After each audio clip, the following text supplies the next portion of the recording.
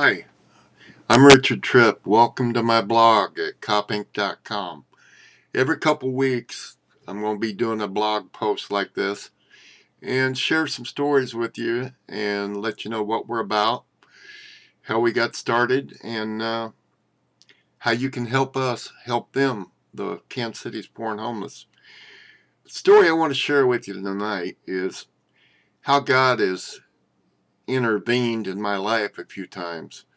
The story tonight, a few years back, I had done my survival event, which is the event we do here to help the homeless in the wintertime by providing the survival gear they need to survive winter, like coats, hats, gloves, scarves, you name it.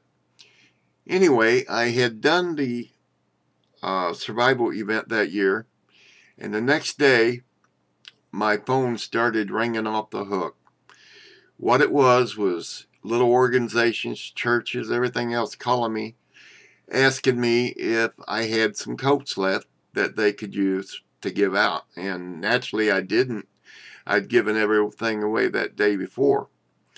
But you know, after about the seventh or eighth call, I started feeling really bad, thinking about all the people that I wasn't able to help that was going to need a coat, you know. And then I got a phone call from the Indian Center out on 39th Street here in Kansas City, the Heart of America Indian Center.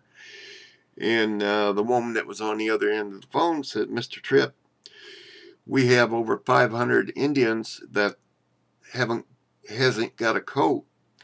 Operation Warmth somehow missed us on their coat drive and didn't give us any coats.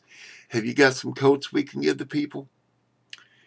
And you know, my heart shrunk because I knew I didn't have anything. And I told her, I said, "Look, ma'am, I done give away everything I had yesterday, and there's nothing I can do." And I hung up the phone. Well, that afternoon, I pondered and pondered and pondered, was there anything I could do? And I figured, no, there wasn't. For one thing, I had just a week or two before done my coat drive to get the coats that I give away to the homeless, you know, and I figured if I went and tried to do another coat drive, that people would get suspicious and think that I was playing a game or something, you know. All kinds of things can go through your mind. Anyway, there was a couple more phone calls come in that day, and same thing. People wanting coats, and, you know, at one point, I was feeling so bad, I looked up, I said, "God, all these people without a coat, and there ain't nothing I can do. I mean, God, I shouldn't have to do it." And, you know, something in the back of my mind kept saying, you know, you got to do something. Well, finally, after arguing with myself for a few hours, I remember looking up to the sky and saying, "God, I have no idea what I can do, but if you want me to do something, God, you make a way, and I'll do it." You know, it's funny. It wasn't 5 minutes till I got a phone call. I picked up the phone. On the other end of the phone was a lady. She said, "Mr. Tripp, we read the article about you in the paper yesterday about what you did for the homeless. Is there anything Wild Oats can do for you, like a coat drive or anything?" And I thought, okay, God, I get the message. So I talked to the lady. I said, "Yes, if you could do a coat drive for me this weekend, it would be wonderful." So I called the Indian people back and told them that I didn't know what I would get, but I would try to get them a few coats that weekend. So that weekend come, and they had 3 Wild Oats stores at the time, and they did the coat drive in every one of them. And that Saturday that we did the coat drive, and the next Sunday, or the next day, we went to pick up the coats, and we had over 500 winter coats for men and women. Problem is, nobody had dropped off any coats for children. And I was really worried about the kids, you know. And we started to leave. And as we started to leave, our car blocked our truck. Pulled up, "Are you Richard Tripp?" I said, "Well, yeah, I'm Richard Tripp. Can I help you?"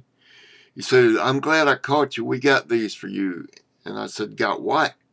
And he said, "Come around the back of my truck." I went around the back of his truck.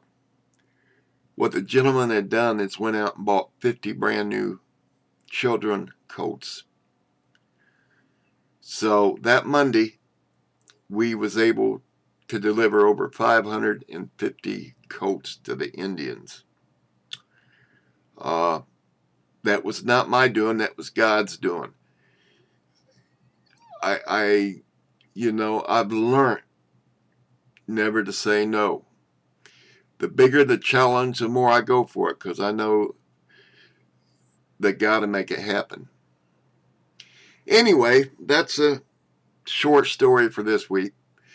At COP, we could use some help. We can always use volunteers. We can always use donations.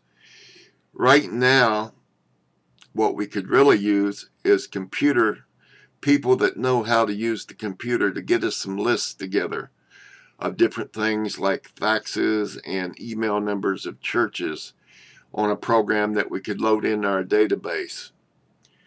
That would be one thing we could really use right now. I will be back in 2 weeks with another update, but thank you for watching, and I hope you enjoyed it.